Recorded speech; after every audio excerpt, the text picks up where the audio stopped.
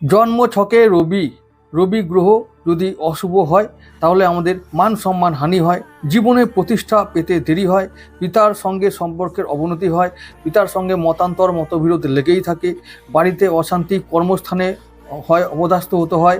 তো এরকম অনেক সমস্যা লেগে থাকে।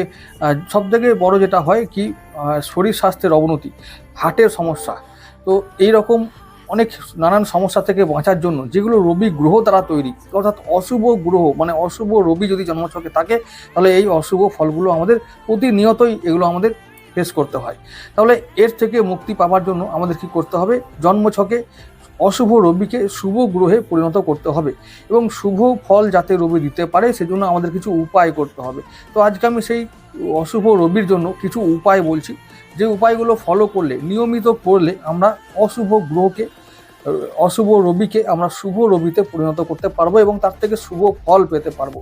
তো কি সেই উপায়, মারাত্মক কার্যকারী উপায়, ইগনোর না করে এগুলো করতে শুরু করবে এবং রোজ করবে, তাহলে অবশ্যই দেখবে ফল পাওয়া যাবে।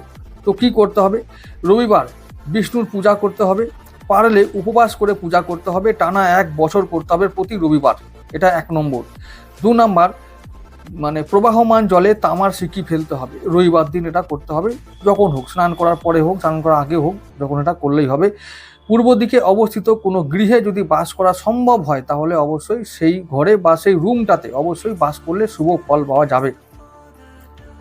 রোজ সকালে স্নানের পরে আমরা কি করব, রবিদেবকে অর্ঘ্য দেব। তো অর্ঘ্যটা কিভাবে দেব, কোনো জল দেব না, কি করব, তামার যে কোষাকুষি যে কোনো একটিতে নিয়ে, মানে কোষা অথবা কুশিতে আমরা কি করব, একটু আতপ চাল, লাল জবা ফুল বা যে কোনো লাল ফুল নেব আর লাল চন্দন নেব। তো এই 3টে একসঙ্গে মিশিয়ে আমরা সূর্যদেবের মন্ত্র বলবো, প্রণাম মন্ত্র বলে তাকে অর্ঘ্য দান করব। গৃহে গোলাপি ফুলের গাছ লাগান, বিছানার পায়ায় তামার পাত ব্যবহার করুন, মানে খাটের পায়াতে। রোজ 108 বার রবির তান্ত্রিক মন্ত্র, যেটা বীজ মন্ত্র বা গায়ত্রী মন্ত্র, সেটা পাঠ করতে হবে বা জপ করতে হবে। গম, গুড় বা তামা এর মধ্যে যে কোনো একটি, গম, গুড় বা তামা এর মধ্যে যে কোনো একটি কোনো ব্রাহ্মণকে দান করতে হবে। যদি সম্ভব হয় তাহলে রবিবার দান করলে খুব ভালো ফল পাওয়া যাবে। কপালে রোজ লাল চন্দনের টিপ করতে হবে এবং যদি রবির অশুভ প্রতিকারের জন্য আমরা যদি রত্ন ব্যবহার করি তবে অবশ্যই আমরা রুবি বা চুনি ব্যবহার করব, এটাও একটা ভালো ফল। তাহলে এই উপায়গুলো ফলো করো, অবশ্যই ভালো ফল পাবে, রেগুলার বেসিসে করলে রবি অবশ্যই শুভ ফল দেবে।